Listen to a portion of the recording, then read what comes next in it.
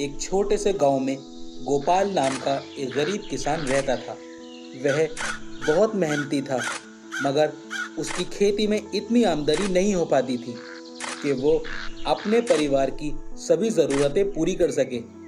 एक दिन गोपाल थका हारा जंगल के रास्ते अपने घर जा रहा था। थकान ज़्यादा होने की वजह से वह एक पेड़ के नीचे बैठ जाता है। तभी उसकी नज़र एक बूढ़े साधु के ऊपर पड़ती है, जो गोपाल की ही तरफ आ रहा था और उसके पास आके बैठ जाता है। वो बूढ़ा साधु गोपाल से पूछता है कि तुम इतने परेशान क्यों हो? तो गोपाल अपने सारे दुख साधु को बता देता है।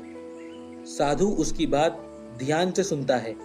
सारी बात सुनने के बाद साधु गोपाल से बोलता है कि मैं तुम्हारी मदद कर सकता हूँ, लेकिन तुम्हें मुझसे एक वादा करना होगा कि जो चीज़ मैं तुम्हें दूंगा तुम उसका कभी गलत इस्तेमाल नहीं करोगे।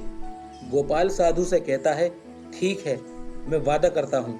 साधु अपने दोनों हाथ ऊपर की तरफ उठाता है और अचानक से उसके हाथ में एक छड़ी आ जाती है।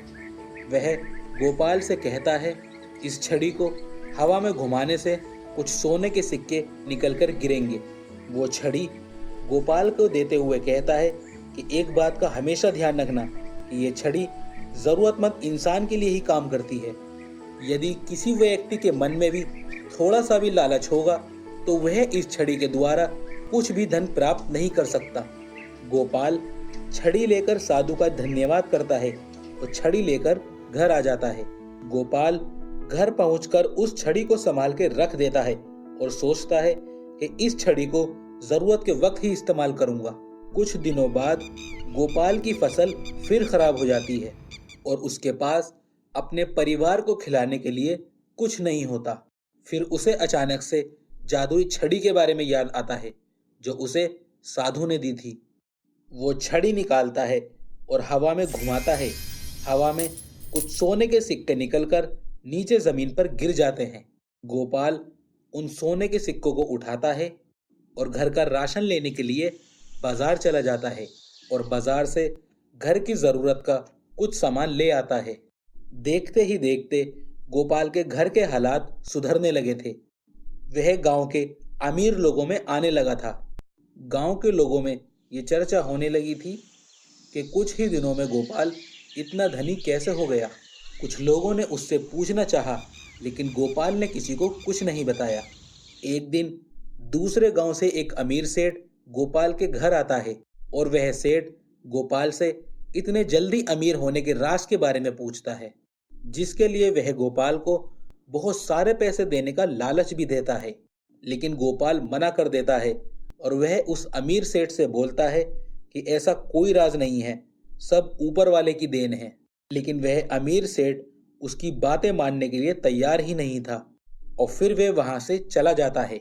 अब वह अमीर सेठ गोपाल के गांव के कुछ लोगों को पैसे देकर उसके घर पे नजर रखने के लिए बोलता है। एक दिन गोपाल के गांव का एक व्यक्ति उसके घर पे कान लगाकर बातें सुनता है। घर के अंदर गोपाल अपनी पत्नी से कहता है कि अब हमें यह छड़ी किसी जरूरतमंद को दे देनी चाहिए। गोपाल की यह बात वह व्यक्ति सुन लेता है और जाके उस अमीर सेठ को ये छड़ी का राज बता देता है और वह अमीर सेठ रात होने पर गोपाल के घर कुछ लोगों को भेजता है और वह छड़ी चोरी करवा लेता है। गोपाल सुबह उठकर देखता है कि घर का कुछ सामान चोरी हो गया है।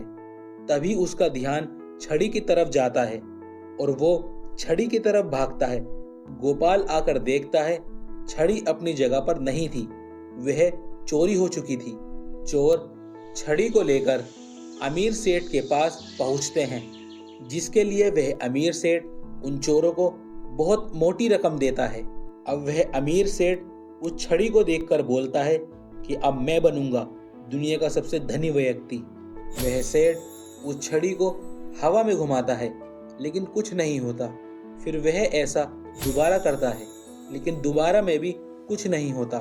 अब वह सेठ ऐसा बार बार करता है, लेकिन कुछ नहीं होता। यह सब देखकर वह दुखी हो जाता है और सर पकड़कर रोने लगता है, क्योंकि उसने इस छड़ी को पाने के लिए बहुत ही मोटी रकम खर्च करी थी। सेठ के मन में लालच होने की वजह से उसको छड़ी से कोई भी धन प्राप्त नहीं होता।